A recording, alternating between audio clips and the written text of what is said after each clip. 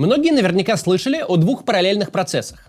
Во-первых, идут упорные слухи, что Рамзан Кадыров договаривается с ближневосточными монархиями о гарантиях для своей семьи. Во-вторых, в условиях войны и санкций российская элита вовсе не перестала вывозить капитал за рубеж и строить там себе отдельную запасную жизнь на случай чего. Просто направление движения этого капитала сильно изменилось. Теперь он едет в тот же регион мира, с которым договаривается Рамзан Кадыров, преимущественно в Дубай. Это интересные процессы, которые свидетельствуют о том, что никакой национализации элит не случилось.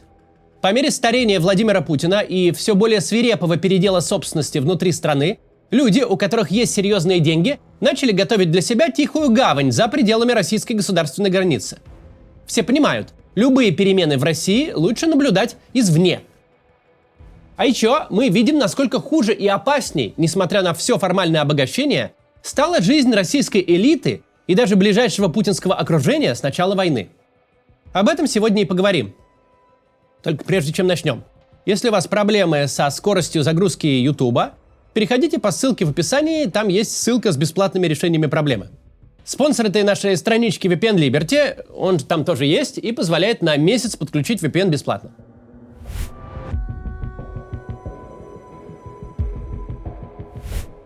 В чем вообще заключается глобальная функция Европы и развитых демократий Запада в целом? В том, что если ты там уже как-то закрепился, обзавелся паспортом сам и семью свою паспортами обеспечил, купил недвижимость, вложился в бизнес, то все это у тебя останется в любом случае. И война представление это не просто не опровергла, но в полной мере подтвердила. Даже если европейские правительства персонально тебя назвали пособником Путина и войны, и сказали, что все у тебя нужно отобрать и выслать, даже если твое имя прямо указано в списке санкций, это не значит, что завтра придут комиссары, посадят в бадью, бросят в море и адью. С тобой в любом случае будут поступать по закону. Даже если закон написан против тебя, даже если он сомнительный, в данном случае это так. Но это все еще закон, и с ним можно бодаться легальными методами. Мы знаем, что российские богатые люди с большим рвением судятся за вывод себя и своих семей и имущества из-под санкций. Причем нередко довольно успешно. Даже если тебя прижали персонально, даже если арестовали имущество, это не будет выглядеть как раскулачивание в советской деревне 30-х годов. Если у тебя в кармане есть несколько десятков или сотен миллионов долларов, есть ресурсы на защиту даже в случае совершенно экстремальных внешних обстоятельств, с правовым государством можно порамсить в правовом поле. Можно, если даже не выиграть в моменте, то, по крайней мере, затянуть процесс до тех пор, пока радикальные исторические перемены не выведут тебя из-под пристального внимания. А там, может, и война закончится, ну и, как обычно, и шаг, падишах, все дела. Понятно, что в мирное время это работает еще лучше. В мирное время, если ты осваиваешь Россию вахтовым методом, обогащаешься на близости к Путину, но всю жизнь строишь в Лондоне или в Париже, можешь быть абсолютно уверен, если из путинского фавора выпадешь и тебя решат обобрать да посадить, то выцепить тебя из своего забугорного дома будет либо очень сложно, либо вообще невозможно. Не случится такого, что Путин встретится с президентом Франции или премьером Британии, вкратчиво на ушко попросит отправить тебя домой в обмен на какую-нибудь газовую сделку или скидку, а тот согласится. Просто нет ни у президента, ни у премьера таких полномочий. Нет такой власти над отдельным человеком, чтобы куда-то тебя отправить, даже если он захочет. Если Российская Федерация захочет тебя выцепить и найдет за что, даже если преступления твои реальны, государству придется пойти по долгой и непростой процедуре экстрадиции с участием местного правосудия, и, скорее всего, Родина в этом не преуспеет. На этом, в принципе, вообще говоря, строилась вся структура российской власти до 22 года. Да, пилот закрылся в кабине и все менее предсказуемо себя ведет, но у пассажиров первого класса всегда есть парашюты. Российская элита счастливо наживалась на отсутствии всяческих правил, но держала результаты своего труда там, где правила действуют. Условный Усманов покупает яхту, потому что успешно отжал завод. Но стоит эта яхта там, где нет другого Усманова, где ее никто не отберет. И даже если яхту арестуют, то ее не оформят на себя через подставную фирму друг местного правителя.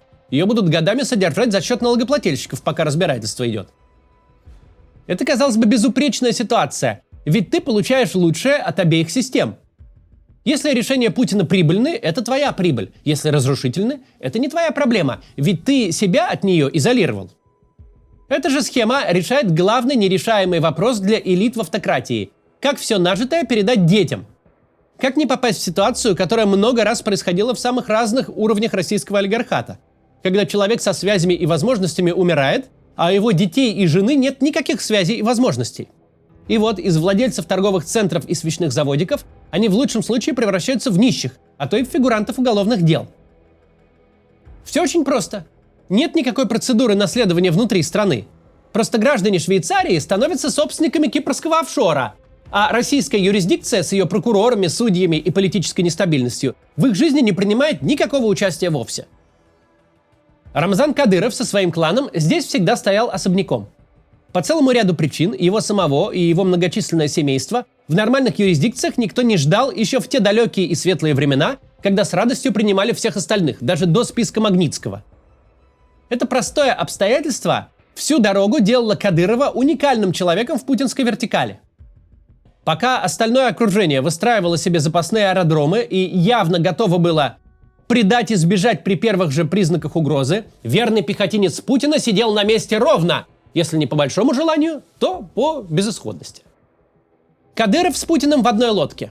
Не будет Путина, не будет у Кадырова федеральной крыши, башку оторвут свои же в один миг. И в этом не сомневается примерно никто. Окружение Кадырова народ суровый. Каждый не против подмять республику под себя и собственную семью. Бесчисленные кровавые перформансы Кадырова – это тоже своего рода декларация лояльности. Даже оставляя за скобками Европу и Штаты, очень сложно представить себе какое-то относительно функциональное правительство, готовое в случае чего принять человека, за которым тянется публичный шлейф угроз, пыток и убийств. Дружественное, недружественное, демократическое, авторитарное, неважно какое это государство. Всем своих проблем хватает и безо всяких Кадыровых.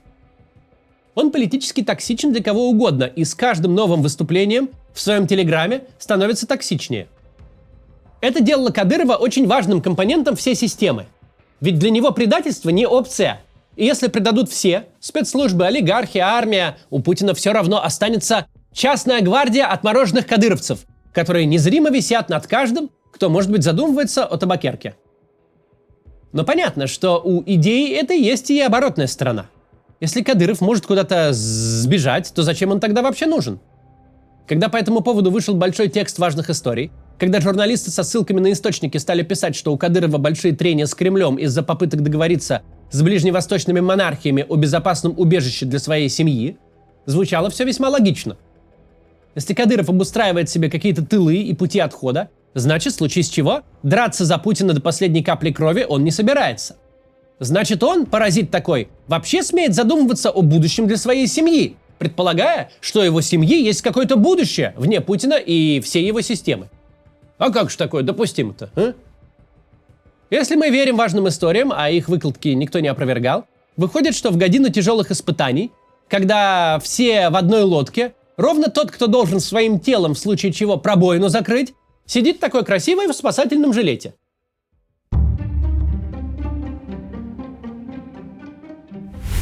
В этом и есть парадокс, о котором сегодня хотелось бы сказать. С одной стороны, человек, который вроде как всегда был смертником и должен воспринимать себя как смертник, оказывается не таким уж и простофилей и задумывается о том, что Путин не вечен, что он сам не вечен и что пора бы как-то уже по этому поводу думать. Если важные истории все корректно отразили, то Кадыров оказался человеком, который понимает, как работают диктатуры и не считает, что завтрашний день никогда не наступит. В это же время люди, которые до войны осваивали Россию вахтовым методом, обнаружив, что теперь возвращаться домой им особо некуда, сами оказались в положении Кадырова. В положении, когда вроде бы внешняя юрисдикция есть, но это совсем не Швейцария, когда внешних гарантий не дает никто. Просто по путям миграции капитала мы видим то, о чем и так можно было бы догадаться. Пути этой самой миграции повернули строго на юг, из Европы в арабские страны, прежде всего в Эмират Дубай. На первый-то взгляд Дубай действительно выглядит как привлекательное место. Лас-Вегас Ближнего Востока, который никогда не спит и где по-настоящему большие деньги можно потратить по-настоящему красиво и роскошно. Где Bugatti Chiron или Rolls-Royce купить проще и быстрее, чем в европейской столице кебаб. Где можно оставить в ресторане несколько тысяч долларов за ужин. Где может по-настоящему развернуться душа. Где есть все, чего многим нашим людям не хватает в Европе. По первой прикидке такой вариант действительно неплох. Запад закрылся, но на дворе не 90-е. На Европе свет клином не сошелся. Ведь разбогател Восток, где ты получаешь все, что душе угодно, безо всяких санкционных издержек и необходимости объяснять, откуда у тебя взялся мешок наличности на вертолет. Хочешь вертолет? Бери вертолет. Но есть одна деталь, которая коренным образом отличает Дубай от Европы и мира западных демократий в целом. Сейчас об этом поговорим. Сначала небольшая реклама. Еще 40 лет назад вот такие вот камни считались дешевыми. Это цветные бриллианты или бриллианты цвета фэнси. Только 1 из 10 тысяч алмазов имеет подобный яркий и насыщенный цвет. И лишь относительно недавно коллекционеры осознали их потенциал и принялись покупать, чтобы потом продать редкий бриллиант гораздо дороже. У израильской компании Marquise Diamonds есть бриллианты любого цвета и любой каратности. Если вы собираетесь приобрести хорошее помолвочное кольцо или просто украшение с бриллиантом, обязательно свяжитесь с ними. Marquise Diamonds — это огранщики и ювелиры, работающие на протяжении 3 поколений предпринимателей. И они создадут любое украшение, исходя из ваших пожеланий. Сырье они закупают на израильской алмазной бирже, резидентами которой являются. Там же алмазы покупают известные бренды – Tiffany, Cartier, Graf. Только в случае Tiffany вы сильно переплатите за бренд, за рекламу, за аренду гигантских помещений в центре элитных районов столицы. А в случае Marquise Diamonds вы заплатите именно за превосходную огранку и за ювелирные изделия, куда вставите ваш камень. Для каждого бриллианта Marquise Diamonds предоставит сертификаты подлинности и качества крупнейших международных лабораторий, таких как GIA – Гемологический институт Америки, и IGI – Международный гемологический институт. У Marquise Diamonds есть русскоязычные продавцы, и сейчас они завели свой телеграм-канал, где вы можете посмотреть фотографии имеющихся в наличии бриллиантов. Обязательно подпишитесь, если вам интересны драгоценные камни. А если вы бываете в Дубае или в Израиле, вы можете посетить офис Marquise Diamonds и встретиться с экспертами лично. Кстати, компания, помимо фиатных денег, также принимает к оплате криптовалюту, что актуально в текущих условиях. Все ссылки в описании. Продолжаем. Есть одна деталь, которая коренным образом отличает Дубай от Европы и мира западных демократий в целом. Назвать Дубай запасным аэродромом и тихой гаванью можно только с большой натяжкой и только для определенных категорий людей. Доступные ныне российской элите арабские страны, готовые, по крайней мере по состоянию на день сегодняшний, позволить им сколько угодно там жить, но де-факто на положении туристов. Владейте собственностью, спокойно оформляйте документы на проживание, заводите счета, даже бизнесы. Каждый из этих этапов будет объективно проще, чем в той же Европе, и вопросов задавать вам будут меньше. Но что Дубай, что все его коллеги по ремеслу, все они вполне явно дают понятие экспатам.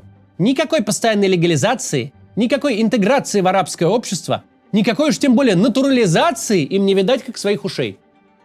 Тот же Дубай – это абсолютная монархия, в которой формально существуют правовые институты, включающие судебную систему. Но в случае чего окончательное решение о вашей судьбе будет принимать не судья, а Министерство юстиции. Или, если вы особенно заметный гражданин, лично шейх. Банковские счета, вид на жительство, недвижимость могут быть заморожены письмом прокуратуры в один день.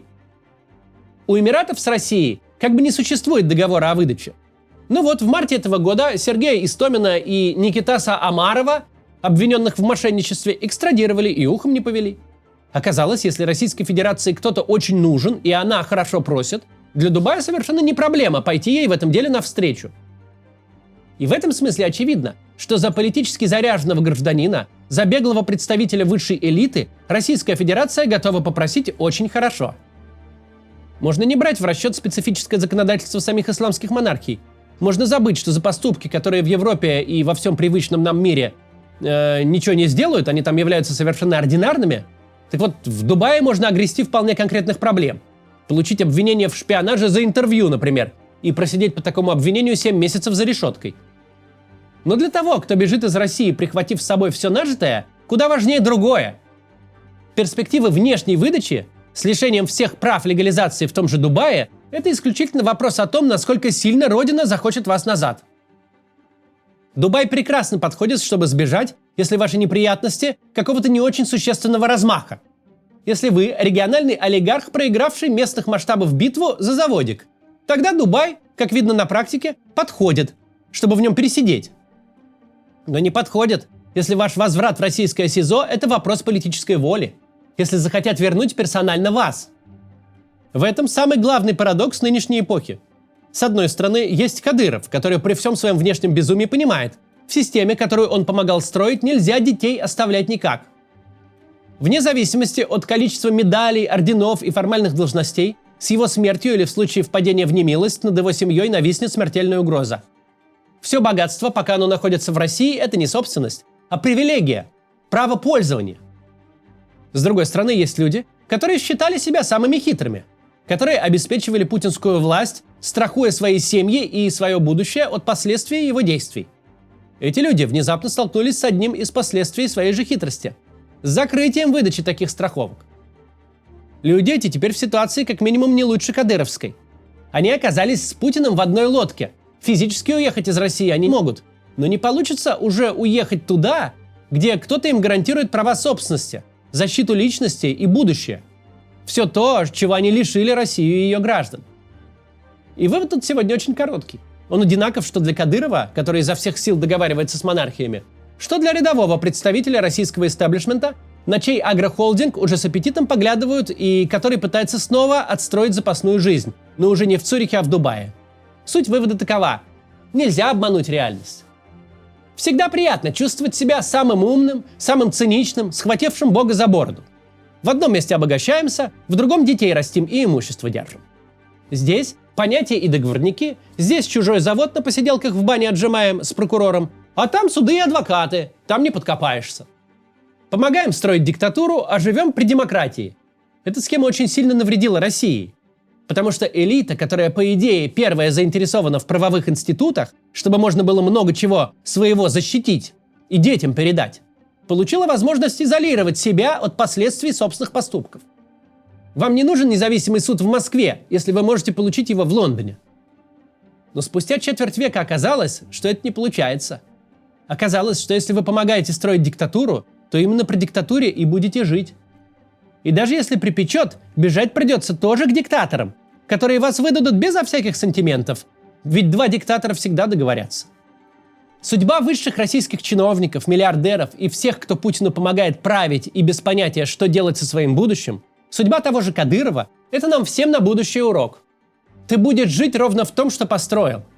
Если построил систему, где любого можно обобрать и посадить, тебя раскулачат и посадят. Если правил как кровавый дегенерат, то твои дети останутся в окружении кровавых дегенератов. До завтра.